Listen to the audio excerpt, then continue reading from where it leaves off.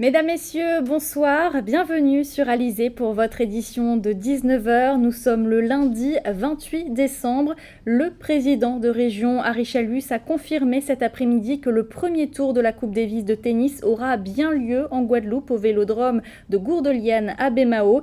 Il a affirmé qu'il n'avait jamais été contre l'organisation de cette compétition. Néanmoins, la facture finale sera bien supérieure à celle annoncée.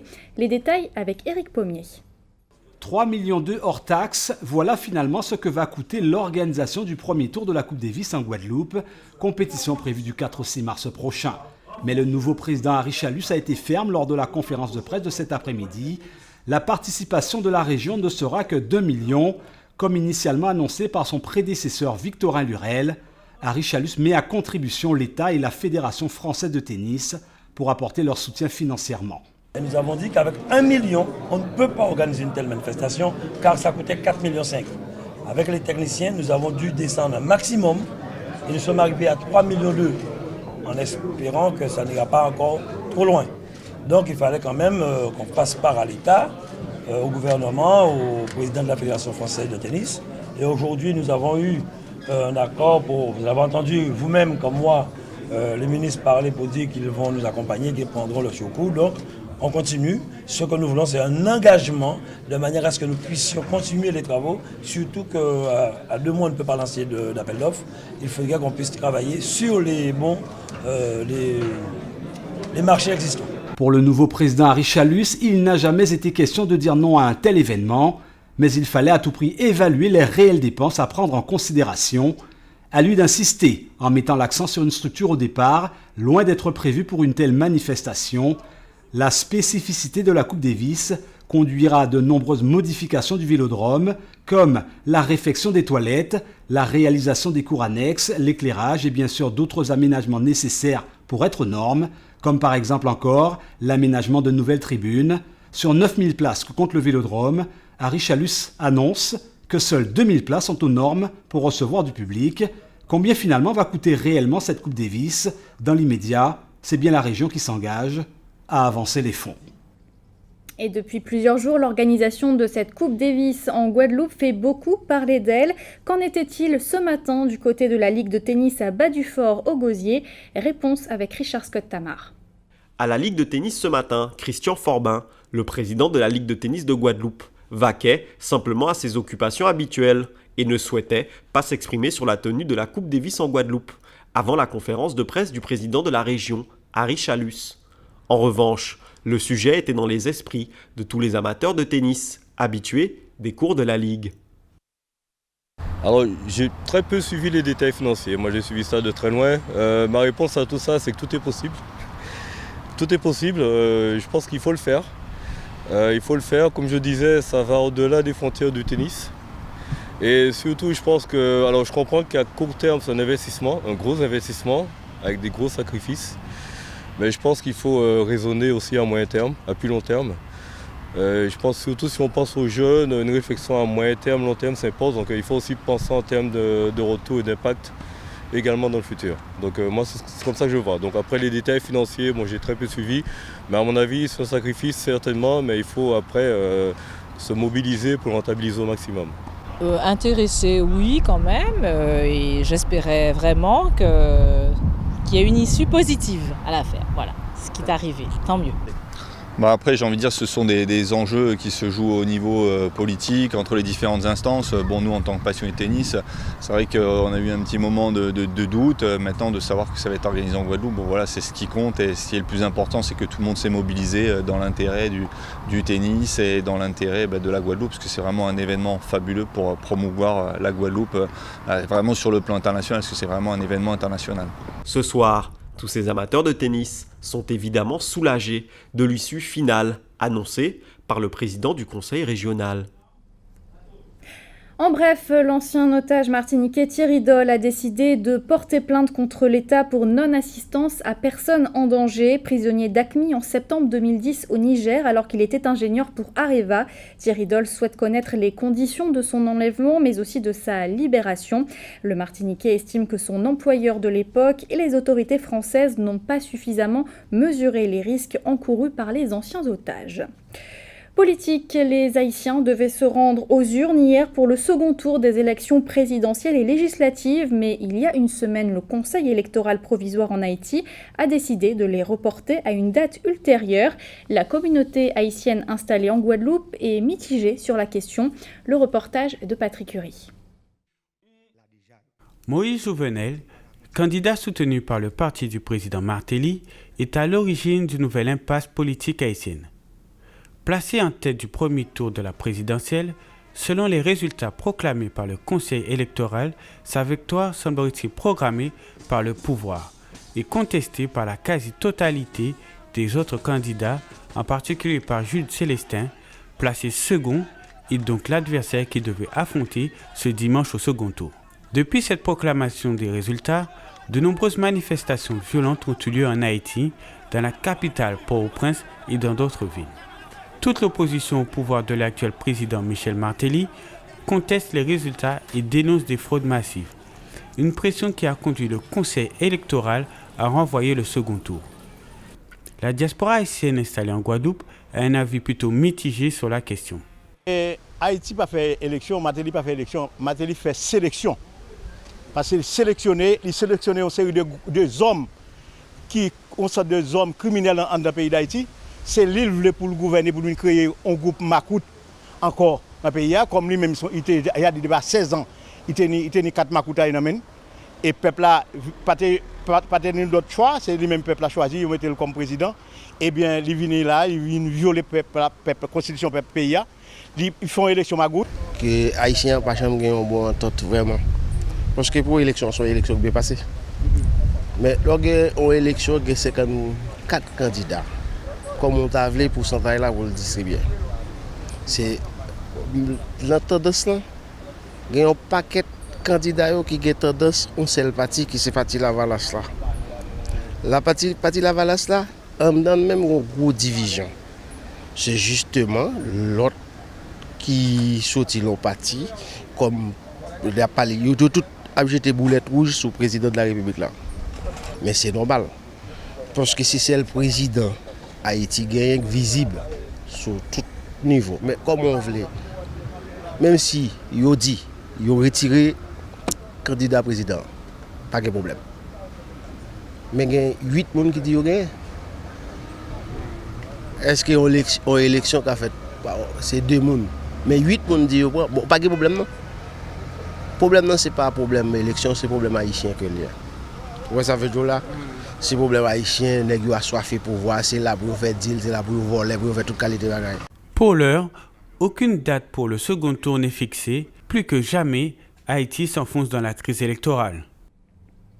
Et on en vient à l'actualité dans notre grande région de la Caraïbe. Direction ce soir la Colombie ou encore le Venezuela où une loi anti-OGM vient d'être votée. Voici la Minute Caraïbe. Colombie, un galion espagnol retrouvé. On a retrouvé l'épave du galion espagnol San José disparu en 1708 au large des côtes de la ville de Carthagène, dans le nord de la Colombie. C'est le président colombien Juan Manuel Santos qui a annoncé la nouvelle sur son compte Twitter. Le San José faisait partie de la flotte du roi Philippe V et fut utilisé pour la guerre de succession d'Espagne. Environ 600 personnes se seraient trouvées à bord du navire durant son naufrage lors d'une bataille contre l'Angleterre le 8 juin 1708. L'épave, qui passe pour l'une ayant le plus de valeur dans le monde, pourrait bien contenir un trésor estimé à $1 milliard. En effet, selon la légende, le San José transportait des émeraudes, des bijoux, des pièces d'argent et 11 millions de pièces d'or lors de son naufrage. Un tel butin suscite bien des convoitises et devrait raviver un bras de fer juridique entre l'État colombien et la Sea Search Armada, société américaine spécialisée dans la recherche des trésors engloutis, qui avait affirmé en 1981 avoir localisé la zone de naufrage. A noter cependant qu'en 2011, la justice américaine a accordé la propriété du galion à la Colombie. Une loi anti-OGM, le Parlement vénézuélien qui dispose jusqu'au 5 janvier 2016 d'une majorité chaviste a approuvé le projet de loi des semences défini par les mouvements sociaux qui l'ont défendu comme le fruit d'un consensus anti-OGM et anti-brevet. Ce projet a commencé en 2013 à l'initiative de mouvements paysans et d'organisations écologistes, l'objectif étant la promotion de la production d'aliments agroécologiques, l'interdiction des OGM et l'affaiblissement du poids des grandes multinationales. L'approbation de la loi repose sur l'obligation fondamentale de l'État de garantir à la population une vie dans un milieu libre de pollution, où l'air, l'eau, les sols, les côtes, le climat, la couche d'ozone, les espèces vivantes seront protégées. En fait, la loi applique le mandat constitutionnel sur des thèmes sensibles, comme l'interdiction de breveter le vivant et la garantie de la production et l'usage des semences autochtones. Pays des Caraïbes à la recherche d'une alternative aux Pétrocaraïbes. Les pays des Caraïbes sont à la recherche d'autres sources d'approvisionnement en pétrole, après que l'opposition récemment élue au Venezuela ait annoncé qu'elle réexaminerait l'accord énergétique dit Pétrocaraïbes. Ces pays sont membres de l'Organisation des États des Caraïbes orientales qui obtiennent du pétrole vénézuélien des conditions extrêmement favorables. Avant les dernières élections législatives au Venezuela, le président Nicolás Maduro, au cours d'un voyage à Saint-Vincent et les Grenadines, avait souligné que Pétrocaraïbes n'était qu'un pacte énergétique. Il devrait n'y avoir aucun doute dans nos esprits que Pétrocaraïbes est l'épine dorsale de l'énergie, du développement social et économique de notre région, avait-il déclaré. Le président vénézuélien doit maintenant composer avec une majorité parlementaire qui lui est totalement hostile. Le premier ministre de Saint-Vincent et Grenadines, Rafa González, a déclaré que bien que Pétrocaraïbes soit une source d'énergie importante, le pays dispose d'autres options. À la fin de l'année 2018, nous nous organisons pour avoir 80% de l'électricité dans ce pays générée par des énergies renouvelables, a expliqué Rafa González. Le premier ministre de Saint Kitts et Nevis, Dr Timothy Harris, a indiqué quant à lui qu'un relâchement de l'accord Pétrocaraïbes aurait un impact négatif sur les économies de la région. Retour en Guadeloupe avec ce coup de gueule, celui du président de French Caribbean Taxi, une société guadeloupéenne de VTC. Louis Verne du Ménil a été agressé samedi dernier à l'aéroport Paul Caraïbes, mais plus qu'une altercation, il s'agirait d'une véritable guerre des taxis. Le reportage de Richard Scott Tamar. Simple altercation entre deux chauffeurs de taxi, ou problème plus grave au sein de la profession? C'est la question que l'on se pose après les événements qui ont eu lieu samedi à l'aéroport Paul Caraïbes. Non, à l'aéroport, c'est un endroit spécial. Il y a une commission départementale qui a réuni à la préfecture avec des gens qui sont habilités et qui a décidé le nombre d'autorisations qu'il y a pour stationner à l'aéroport et qui a caponné pour stationner à l'aéroport. Bon, Tini, un confrère qui peut-être sûrement pas né autorisation là. Et il dit, mais vous n'avez pas d'autorisation là, bon, mais il ne faut pas stationner là, ça c'est tout à fait normal. Pour les taxis de l'aéroport, Louis Verne du Ménil, créateur de l'entreprise French Caribbean Taxi, n'a pas été autorisé à se garer en file d'attente, comme ses collègues, sous prétexte de ne pas avoir l'autorisation écrite obligatoire. Et c'est là que les deux versions diffèrent. Alors voilà, ici c'est la carte de stationnement de l'aéroport qui fait tabou, hein, quand on dit que M. Duménil n'a pas sa carte de stationnement à l'aéroport. Le voilà. Je vous fais voir ce côté-là. Et de l'autre côté, voilà la date qui dit que je suis à jour. Ma carte va jusqu'au 14 mars 2016. Et donc, ça fait mal au cœur de voir que le président de la STAG se permet de dire que je n'ai pas de carte de stationnement. Et ce qui me touche vraiment, M. Patrick Chouan, qui était le président de la STAG, siège à la commission comme moi. Ils savent très bien que je m'accorde. Ça, c'est des choses que je vais m'en occuper demain et je laisserai personne dire et faire ce qu'ils ont envie de faire contre moi. En substance, ce sont deux approches de la profession complètement différentes qui s'affrontent. Le nouvel arrivant, aux méthodes différentes, semble déranger les taxis traditionnels. Mais par contre, on est d'accord sur tous les points. Depuis 2010, le CTIG demande à M. Patrick Chouan, qui était le président, et M. Césaire qui est arrivé, de présenter le projet qu'on a fait au niveau du port et le CTIG pour le prix qu'ils ont appliqué sur le port. Le prix qui est affiché le port, ça a déréglementé le taxi, notre métier. Vous savez, nous combattons, notamment à la STAG, l'association principale association de taxis de la Guadeloupe, combattons, c'est de régler un certain nombre de problèmes qu'il y a. Nous avons des problèmes avec les gens qui travaillent de manière irrégulière, c'est-à-dire qui n'ont pas les autorisations requises pour faire taxi, ils ont fait transport à personne de manière irrégulière. Nous avons interpellé la préfecture à propos de ça. Nous avons envoyé des courriers au maire. Est-ce qu'on pense que c'est normal que, par exemple, à Pointe-à-Pitre, on ait des chauffeurs de taxi qui n'ont licence, ont autorisation de stationner, ils ont payé 18 € par mois, qui fait à peu près 200 € par l'année de frais pour stationner et pour charger après la pite. À 100 mètres de eux, on est en station de voiture de transport avec chauffeur qui, en toute illégalité, au vu et au su de tout le monde. Puisque M. Louis-Verne Duménil a porté plainte après l'altercation, il est sûr que l'on saura bientôt l'enjeu réel de toute cette histoire. Je vous propose à présent de prendre la direction de l'Îlet-Gosier. C'est l'un des sites prisés par les touristes. Alors pour les moins sportifs, une navette maritime permet d'effectuer la traversée en quelques minutes à peine. Aujourd'hui, une seule société est en charge de ce transport. Le reportage de Muriel Barlagne. C'est l'occasion de passer une belle journée à la plage, de s'évader sans partir trop loin. Pour certains vacanciers, l'îlet du Gosier est incontournable. À chaque fois qu'on vient en Guadeloupe chez mes beaux-parents, on pique-nique à l'îlet Gosier parce que c'est un petit îlet très agréable et c'est devenu une tradition. Donc on y va avec toute la famille et pour y passer la journée. Le concierge sur mon hôtel a dit l'île au Gosier, c'est une très bonne idée pour la plage. C'est Louis-Guy Paquet qui fait le transfert vers l'îlet aujourd'hui. Un trajet court, entre 5 et 8 minutes. Il y a encore un an, cette ligne était partagée par 6 pêcheurs. Depuis, ils se sont regroupés et ont créé leur société. C'est désormais Capalisé qui assure le transport. En novembre, elle a investi dans cette navette qui peut transporter une dizaine de personnes. Les tarifs sont passés de 3 à 5 €. Le problème, c'est que la saison a moins bien démarré cette année que les années précédentes. Il y a une baisse de la fréquentation de l'îlet du Gosier pour 2 raisons. Une, parce qu'une grande majorité des touristes sont dirigés vers Sainte-Anne.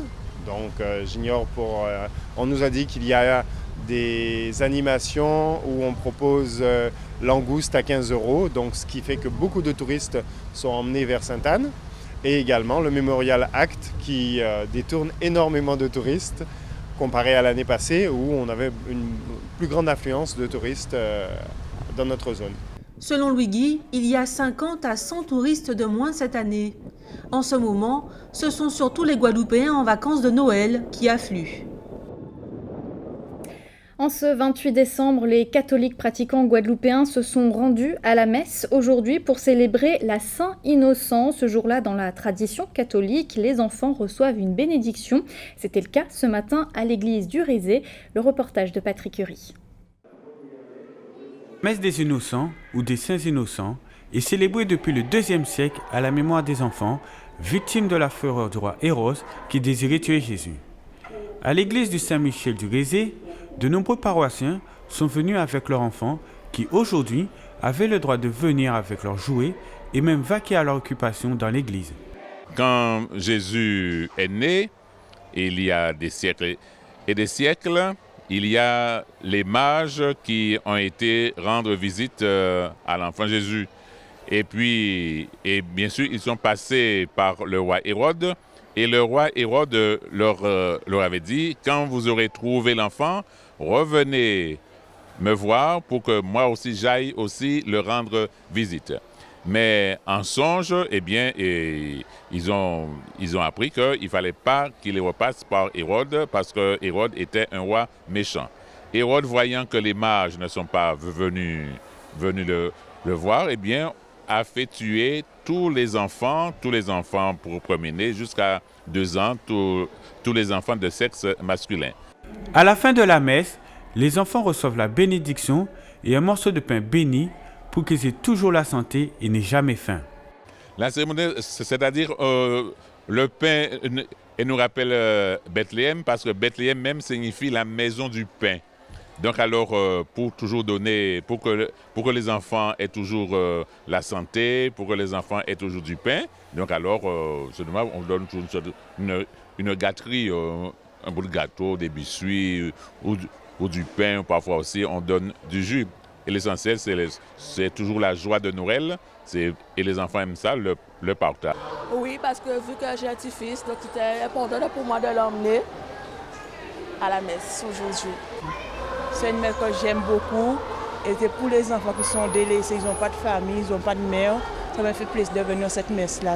La messe des Innocents reste encore aujourd'hui une célébration respectée par de nombreux chrétiens en Guadeloupe. Avant de se quitter, vos prévisions météo pour demain. Le soleil devrait être largement présent sur notre archipel. Malgré tout, certains secteurs n'échapperont pas à quelques ondées, notamment sur l'île de Marie-Galante, la région de Saint-François ou encore sur l'île de la Désirade. Les températures matinales indiqueront entre 25 et 27 degrés. C'était le journal de la rédaction. Merci de votre fidélité. Dans quelques instants, votre rendez-vous sportif quotidien Minute Sport suivi de controverses présentées par Jean-Luc Icard. Pour ma part, je vous donne rendez-vous demain à 12h30 pour toute votre actualité locale et régionale. Je vous souhaite une excellente soirée sur Alizé.